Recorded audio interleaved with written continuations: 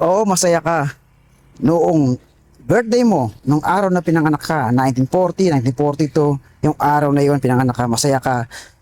Iniisip mo, yun ang pinakamahalaga, yun ang pinakamasaya na araw para sa iyo. Pero para sa akin, opinion ko, hindi yun ang pinakamahalaga. Although mahalaga yung araw na pinanganak tayo, naging masaya tayo doon, hindi yun ang pinakamahalaga para sa akin. Ang pinakamahalaga para sa akin, yung araw nga na ito. Yung araw na ito, yung present moment. Kasi yung araw na yon, yung pinanganak ka, oo, masaya ka no, kasi pinanganak ka, nagkaroon ka ng pagkakataong mabuhay sa mundo. No? Nagamit mo, na-experience mo yung buhay. Pero, tanong ko sa iyo, nagtuloy ba yung kasiyahan mo hanggang ngayong present moment na to? Nagtuloy ba yung mahalagang bagay na yon? Hanggang ngayon ba mas mahalaga pa rin yun para sa iyo? Ito, kung ikukumpara mo nung pinanganak ka at ngayon, parehas ba ng feelings, parehas ba ng pakiramdam yung araw na yon, yung pinanganak ka at ngayong araw na to? Kung hindi magkaparehas yun, well, hindi yun ang pinakamahalaga. Kaya ang pinakamahalaga, etong araw na to. Nagtuloy ba yung kasiyahan mo? Hanggang ngayon ba masaya ka? O baka punong-puno ka na ng kalungkutan sa araw na ito? Kaya hindi counted yung mga araw na nakalipas. Ang counted ay lagi yung araw, yung present, no? Yun ang counted. Kaya kung tatanungin mo ko, ang pinakamahalaga sa akin, ang pinakamahalaga sa akin ay hindi yung araw na nabuhay ako o yung pinanganak ako. Ang pinakamahalaga sa akin ay yung araw na bago ako mamatay, no? Bago ako mamatay, yun ang pinakamahalaga sa akin. At yung araw na bago ako mamatay, yun yung gitna, present, past, present, and future. Yung present ang pinakamahalaga.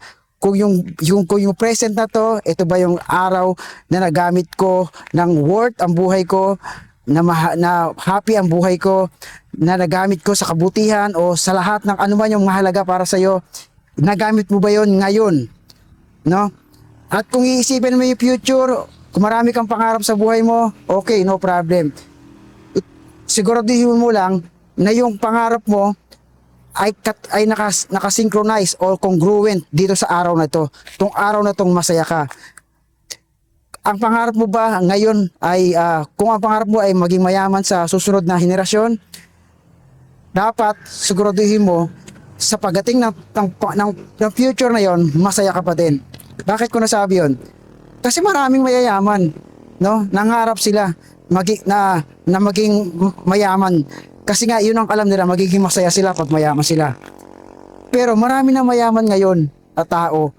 No? Kung tatanungin mo sila sa present moment nila, masaya ba sila? Hindi. Paano sila magiging masaya? Sa kakatrabaho nila, lahat ng buhay nila, kakatrabaho nila, naubos lahat ang puwersa nila, ang force nila, ang lakas nila sa kakatrabaho nila, nakalimutan nila yung maraming bagay. Ano yung mga nakalimutan nila? Una na nga dyan, yung health nila, kalusugan nila. Maraming mga mayayaman, maraming masisipag, mga negosyante, nagkakasakit na dahil nga sa sobrang trabaho. Yun yung yun yung mga pangunahin lalo na sa mga negosyante. Yan ang problema nila. Kaya kung tatanungin mo sila, masaya ba sila? Hindi sila malusog? May sakit sila? Masaya sila doon? Hindi. Kaya aanin mo pa yung ganong nagkaplano ka ng maging mayaman ka, tapos hindi ka rin pala magiging masaya later on. Kawawa ka, di ba? Yun ang isang factor. O, di ba? Kaya nga totoo, dapat talaga patay na tayo. Yan ang reality. Dapat talaga patay na tayo, di ba? Bakit? Isipin nyo, sa lamok lang, araw-araw nakasama natin yung lamok. Araw-araw may kumakagat sa ating lamok. Kada minuto may kumakagat sa ating lamok. Alam niyo ba, ayon sa mga pag-aaral, syempre, na-search lang natin to. Kada araw, namamatay sa lamok, kulang-kulang 2,000 kada araw. Kada araw yun. Pwede kasama tayo dun. Diba? Swerte lang tayo, hindi tayo nakasama. Pero, kung talagang iisipin nyo, talagang dapat patay na tayo eh. Sa mga buko, sasabihin nyo, sa mga buko, kahit sa mga buko na bumabagsak, imposible na mayroong namamatay doon. Hindi, meron.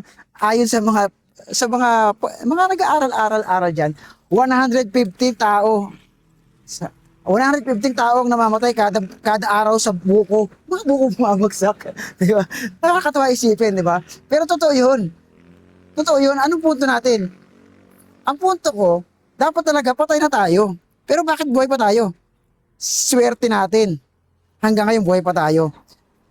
Kaya, since buhay pa tayo, ngayong araw na to, buhay pa tayo, dahil kahapon hindi tayo nabagsakan ng buko. Di ba? Kahapon hindi tayo nakagat ng malaria, ng lamok. Di ba? Kaya, ito yung araw na magpasalamat tayo kasi buhay pa tayo. Di ba? Hindi ko masasabi, baka mamaya o bukas, mamayang gabi, makagat ako ng lamok, patay na ako. Di ba? Kaya ito lang ang araw talaga, ang pinaka-importante. Kasi itong araw na to, ito ang araw na hindi ako nakagat ng lamok. Ito ang araw na hindi ako nakagat ng buko. Ay, hindi ako nabagsak ng buko. Kaya ito ang araw ang pinakamasaya sa lahat. Ito ang araw na dapat mong i-maximize, dapat mong ilabas ang lahat ng iyong energy. Ito ang araw na dapat nating ibigay para sa kung ano man ang plano mo sa buhay, ito yon. Kung may plano ka na magpakasipag, ito yon. Ito yung araw na ito. Di ba? Wala na ibang araw, kundi ito ang araw, panahon, para tayo magpakasaya. Ito ang araw na pinaka-importanting araw sa atin. Na wala nang iba. Ito ang araw na pinakamasaya. Dapat. Ngayon, pag hindi mo ginawa yon, well, ang kasunod nun, hindi ko na alam. Baka bukas, patay ka na rin. Di ba? Hindi mo pwedeng sabihin buhay ka pa bukas. Sigurado ka, buhay ka pa bukas? Ang dami nagsasabi, uy, kahapon, ano lang ang saya-saya namin kahapon lusog-lusog niya kahapon si Eric, Eric, kahapon lang, ano kami ayos yung sama namin, pare-pares kami, tatawanan lang kami Tapos ngayon, patay na, gulat ka. Anong kinamatay? Ayun lang, natulog lang. Pagkagising, hindi na pala nagising, gugulat ka. Pero mga classic example ng mga bagay na walang kasiguraduhan sa future mo. Huwag ka masyado magplano sa future. Bakit? Kasi nga hindi ka sigurado, magplano ka ngayong araw. O kung gusto mo magpayaman, plano ka, magpakasipag ka ngayon. 'Di ba? Ngayon ka magpakasipag, hindi yung